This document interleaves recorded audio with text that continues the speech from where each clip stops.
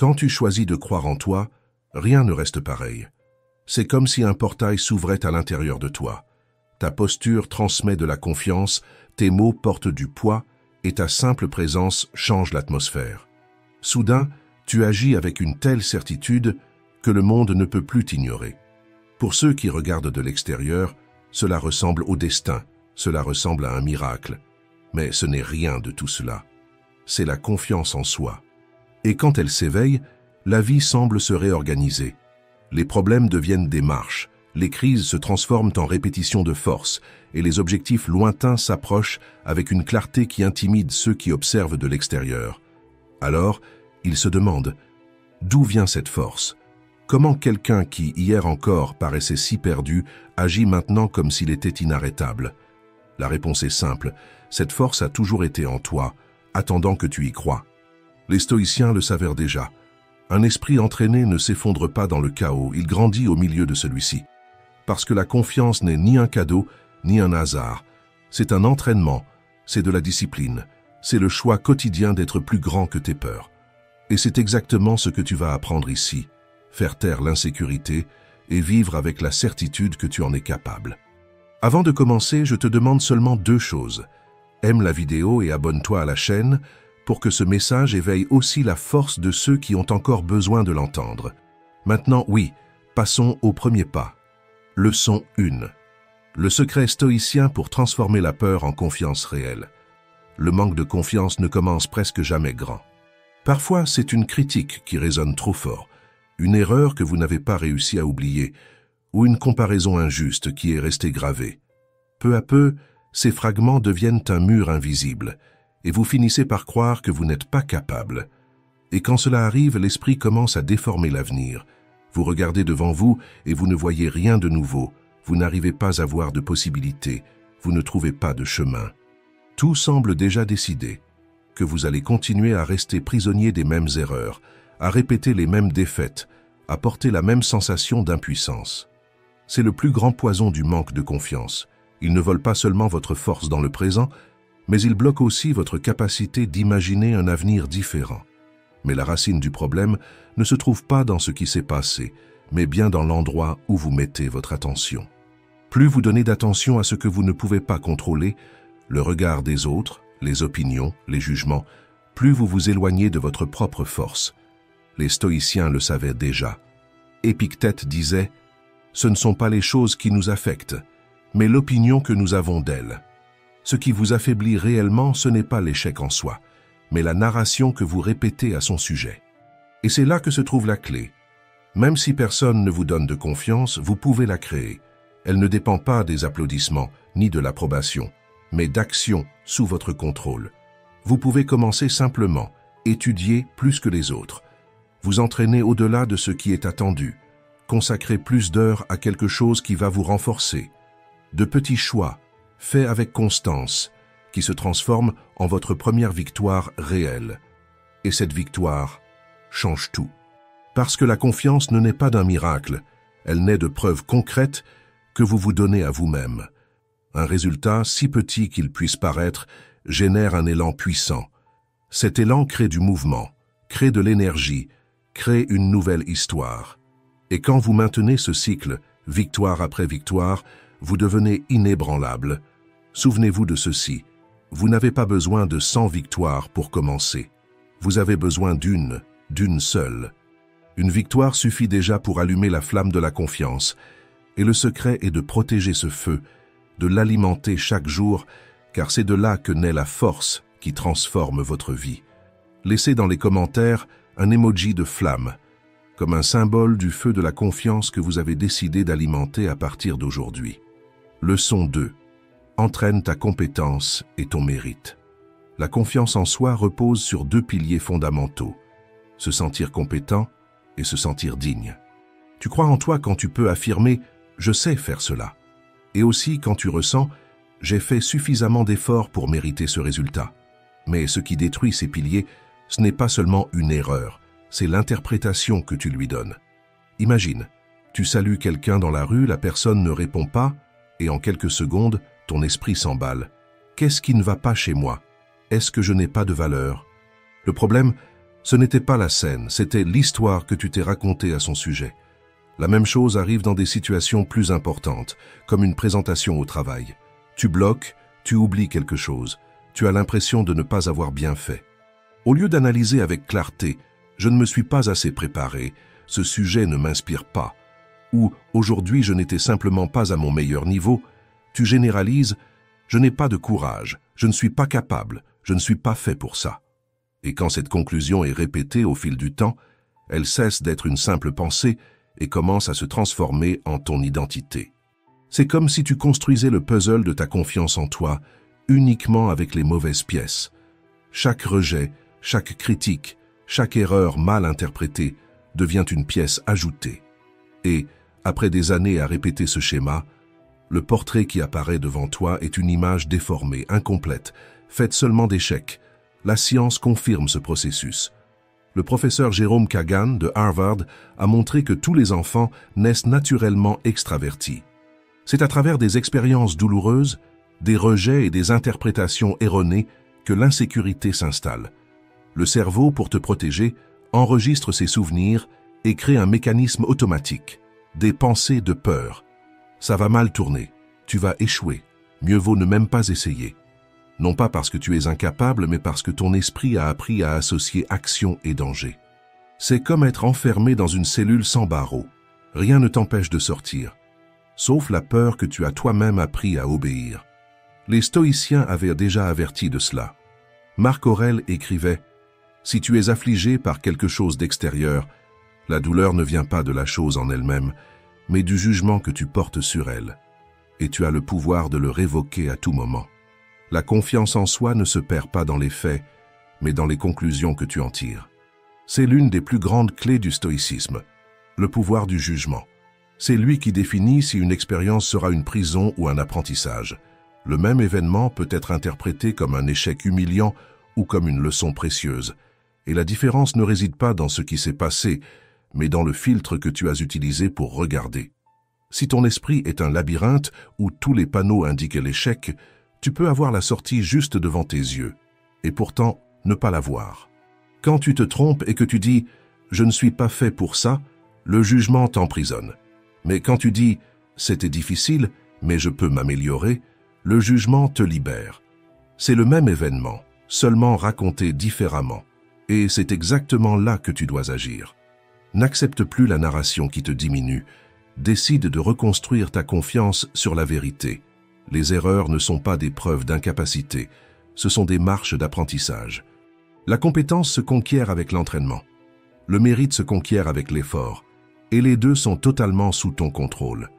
Écris dans les commentaires « Aujourd'hui, je choisis d'être digne ». Parce qu'à chaque fois que tu changes ton jugement, tu récupères un morceau de ta force. Leçon 3. Créer de nouvelles croyances. Parfois, le plus grand ennemi n'est pas à l'extérieur, mais à l'intérieur de votre propre esprit. C'est cette voix qui apparaît au moment où vous vous trompez, où vous êtes rejeté ou lorsque vous échouez dans quelque chose d'important, et qui murmure « Tu n'es pas assez bon. Tu n'y arriveras jamais. » Cette voix semble convaincante, mais ce n'est pas la réalité. Ce n'est qu'un reflet déformé, un mensonge répété si souvent qu'il finit par sonner vrai. Pensez-y comme à une alarme trop sensible. Elle se déclenche même lorsqu'il n'y a aucun danger. Vous vous trompez une fois et l'esprit déclenche l'alarme. Ne réessayez pas. Vous êtes rejeté et l'alarme sonne. Mieux vaut ne plus s'exposer. L'intention est de protéger, mais l'effet est de vous emprisonner. Votre cerveau ne cherche pas à vous rendre heureux, il cherche à vous maintenir en sécurité. Et lorsqu'il associe la douleur à une action, il crée un mécanisme de défense appelé croyance limitante. Une croyance limitante est comme une chaîne invisible. Vous pouvez marcher, mais jamais très loin. Et le plus cruel, c'est que cette chaîne n'a pas été créée par les faits, mais par l'interprétation que vous leur avez donnée. Réfléchissez à cela. Une présentation où vous avez perdu vos moyens ne signifie pas « je ne suis pas fait pour parler en public ». Cela signifie simplement « je dois mieux me préparer ». Une relation qui s'est terminée ne signifie pas « personne ne m'aimera ». Cela signifie « cette expérience m'a montré ce que je dois apprendre pour aimer de manière plus mature ». La douleur n'est pas dans l'événement, mais dans l'étiquette que vous lui collez. Voilà la clé. Les stoïciens le savaient. Marc Aurèle rappelait « Notre vie est ce que nos pensées en font ». La voix critique qui vous rabaisse n'est pas la réalité, ce n'est qu'une pensée répétée si souvent que vous avez fini par y croire. Le processus pour briser cela est simple mais puissant. Premièrement, détectez l'émotion. Demandez-vous, qu'est-ce que cette situation éveille exactement en moi? La peur d'être rejeté, la honte d'échouer, la colère de ne pas avoir le contrôle. Nommer l'émotion, c'est comme allumer une lumière dans une pièce sombre. Soudainement, vous voyez ce qui vous dominait sans que vous ne vous en rendiez compte. Deuxièmement, identifiez l'origine. Quand avez-vous ressenti cela pour la première fois? Peut-être dans l'enfance lorsqu'on vous a ridiculisé, peut-être lors d'un échec qui vous a profondément marqué. Ce souvenir ne définit pas qui vous êtes aujourd'hui, mais tant qu'il n'est pas reconnu, il continuera de diriger vos pas dans le silence. Troisièmement, réinterpréter. Chaque erreur peut être racontée de deux façons, comme une condamnation ou comme un apprentissage. Si vous avez échoué en public, cela ne signifie pas « je ne suis pas fait pour ça ». Cela signifie simplement « je dois mieux me préparer » ou « cette expérience m'a montré un point à développer ». La réalité ne change pas, mais le récit change tout. Quatrièmement, transmuter. La douleur porte une énergie, et cette énergie peut vous écraser ou vous propulser. Au lieu d'utiliser l'échec comme une punition, transformez-le en carburant.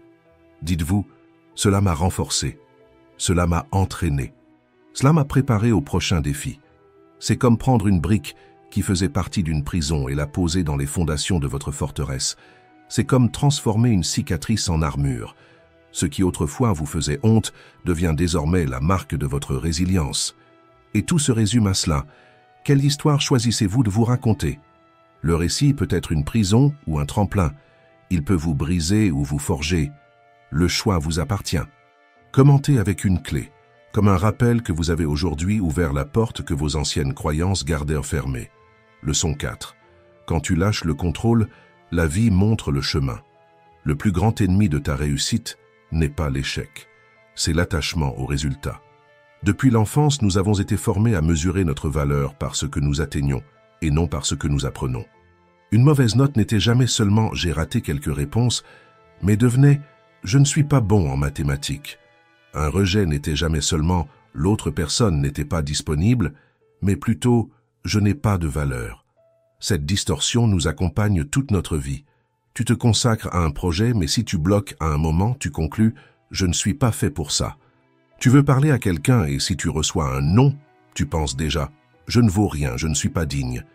La douleur ne vient pas du fait en soi, mais du poids que tu donnes au résultat. Mais la confiance ne naît pas de réussite isolée. Elle naît de la répétition constante. Es-tu nerveux à l'idée de te brosser les dents? Bien sûr que non. Pourquoi?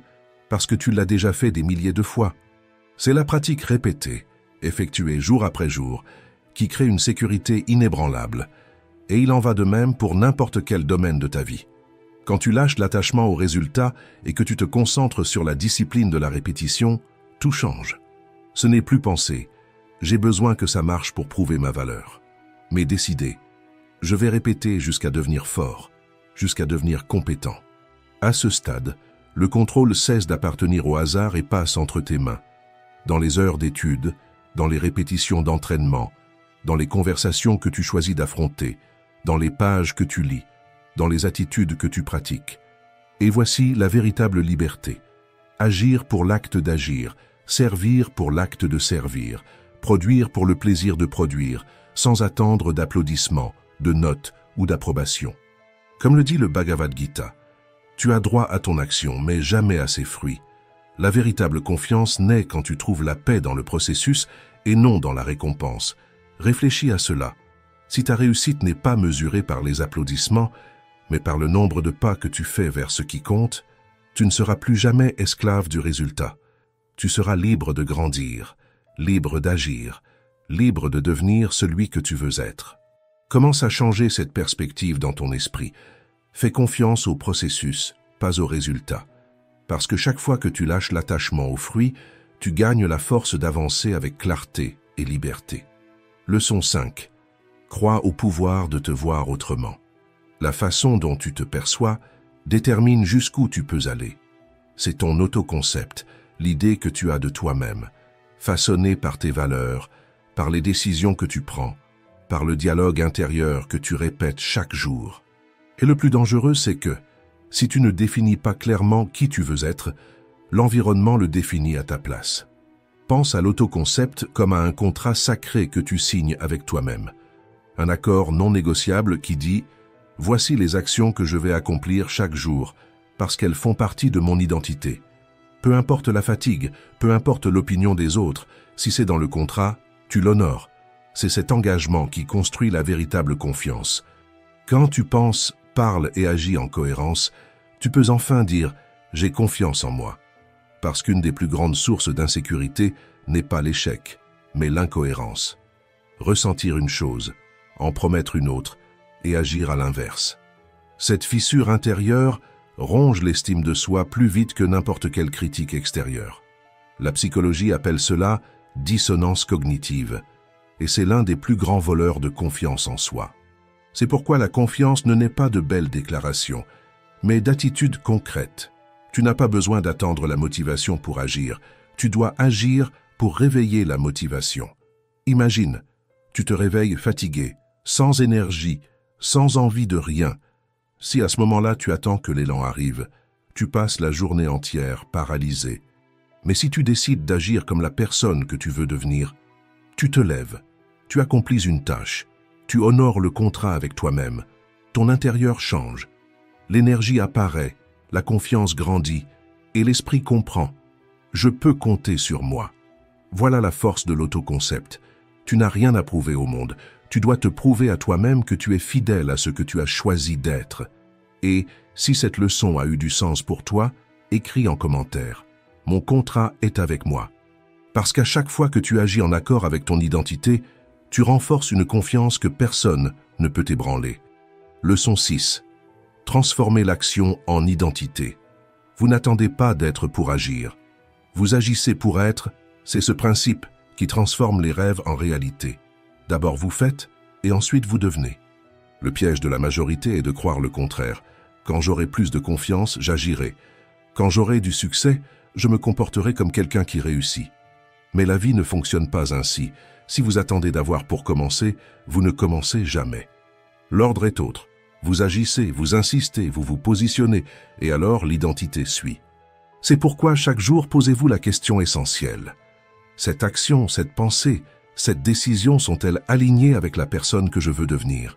Si la réponse est oui, vous êtes sur le bon chemin. Si c'est non, ajustez immédiatement votre posture, car chaque attitude que vous prenez est une brique dans la construction de votre moi idéal. La Bible elle-même enseigne ce principe avec clarté. Dans Matthieu, il est écrit « À celui qui a, on donnera et il aura en abondance. Mais à celui qui n'a pas, on ôtera même ce qu'il a. » Ce n'est pas seulement une leçon sur les biens matériels, c'est une loi universelle sur le mouvement et l'inertie. Celui qui agit déjà trouve plus de force pour agir. Celui qui cultive déjà la discipline découvre plus d'opportunités pour grandir. Celui qui se met en mouvement attire plus de mouvement. À l'inverse, celui qui se cache, celui qui reste prisonnier de la peur, celui qui attend la condition parfaite pour commencer, celui-là perd même le peu qu'il avait, car l'inertie ronge tout. C'est comme un muscle. Si vous l'utilisez, il se renforce. Si vous le laissez immobile, il s'affaiblit. La vie fonctionne de la même manière. Le peu que vous faites, répétez, se multiplie. Ce que vous abandonnez, se perd. C'est là le secret. N'attendez pas la confiance pour agir, agissez pour conquérir la confiance. N'attendez pas la motivation pour commencer, commencez pour réveiller la motivation. L'action est la graine, et chaque fois que vous semez, la vie répond. Pour les stoïciens, personne ne naît prêt. Ce qui donne la direction, c'est la clarté de qui vous désirez devenir. Il ne s'agit pas d'imaginer un idéal parfait, mais d'avoir un modèle de caractère, de courage, de discipline, d'intégrité, qui fonctionne comme une boussole, guidant chaque choix et chaque action. C'est pourquoi l'identité ne précède pas l'action, elle naît d'elle.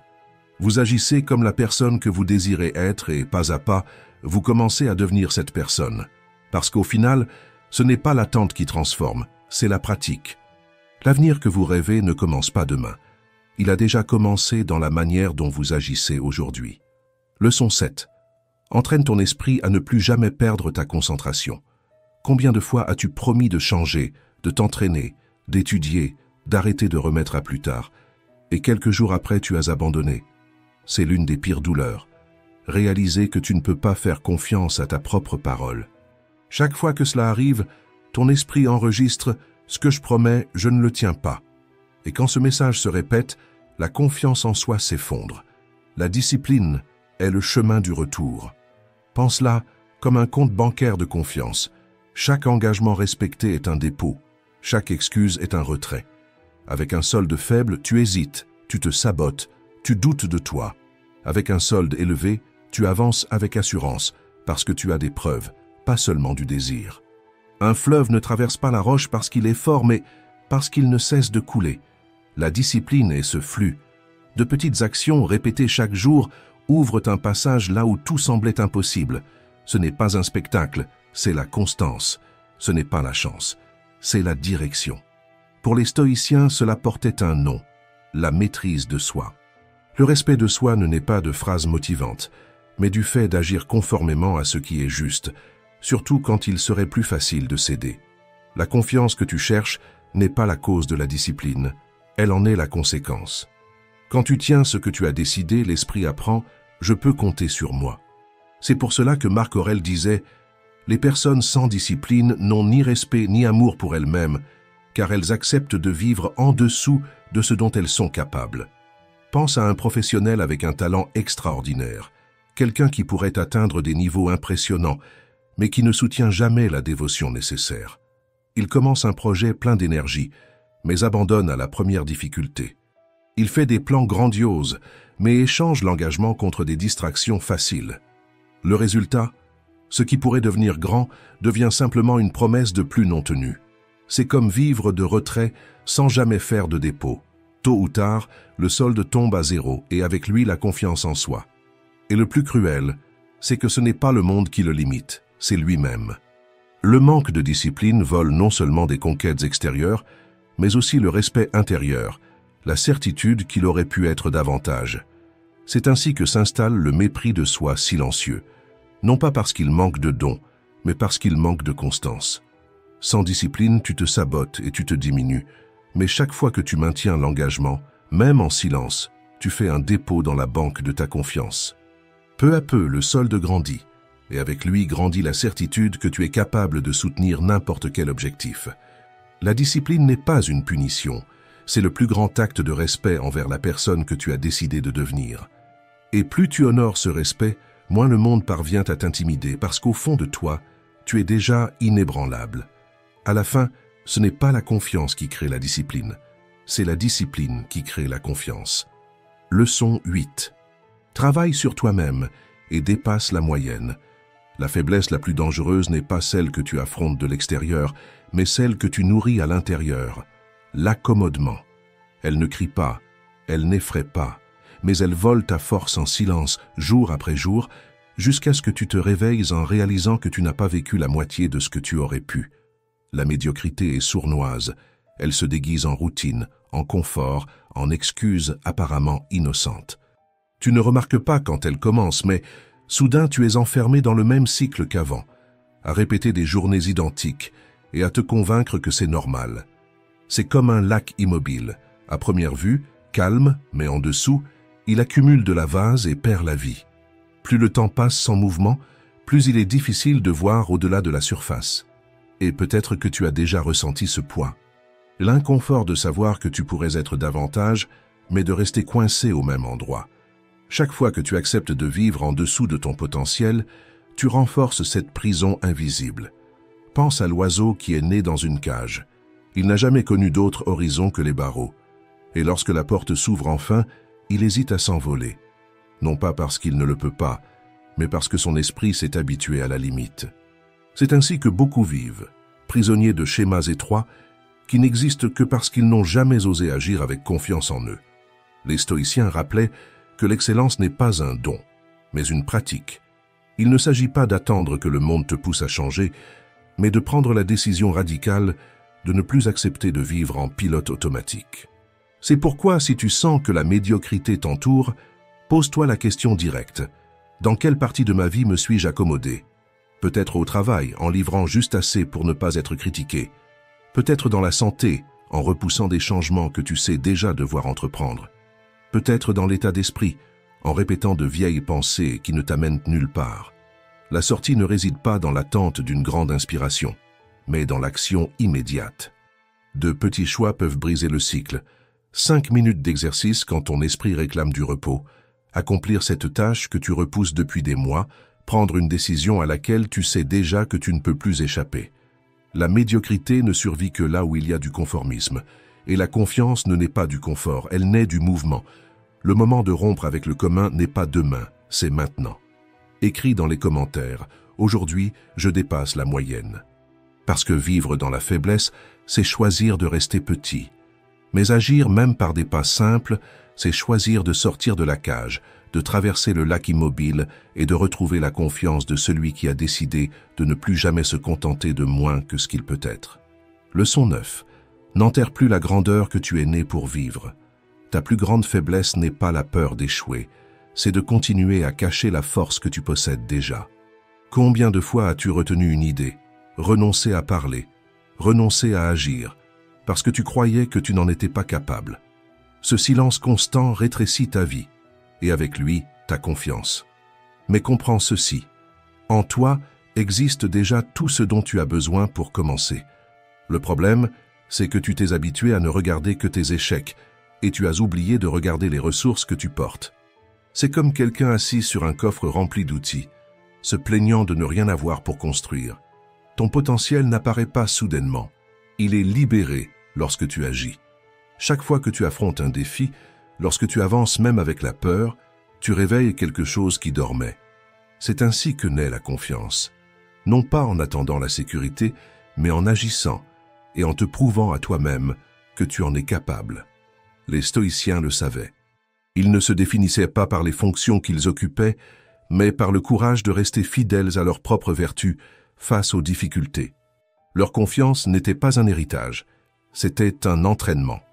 Et il en va de même pour toi. Ce n'est pas le destin qui décide qui tu es, mais les choix que tu assumes chaque jour. Réfléchis à cela. Si jusqu'à présent tu as vécu en cachant ce que tu as de meilleur, que peut-il arriver lorsque tu commenceras à mettre cette force au grand jour? Imagine la vie que tu peux construire quand tu cesseras de demander la permission et commenceras à agir avec autorité sur toi-même. Peu importe combien de temps tu as passé à douter, il suffit d'une décision ferme pour changer la direction. Ce qui semblait faiblesse peut devenir puissance. Ce qui semblait limite peut se transformer en point de départ. La véritable confiance en soi ne consiste pas à attendre que le monde croie en toi. Elle consiste à être la preuve vivante de ta propre force. Et si ce message a résonné en toi, écris dans les commentaires « Aujourd'hui, je libère mon véritable potentiel ». Parce que la pire prison est de se rétrécir devant la vie, c'est de se contenter de miettes, alors qu'en toi existe un univers entier de possibilités. Et la vraie liberté, c'est de lever la tête, d'agir comme quelqu'un qui est déjà né grand, et de te prouver à toi-même que rien ne peut te limiter. Si cette vidéo t'a aidé à voir la vie sous un nouvel angle, laisse un j'aime, partage-la et abonne-toi à la chaîne. Et n'oublie jamais, le temps ne revient pas, mais la manière dont tu l'utilises peut transformer complètement ta vie. Merci d'avoir regardé.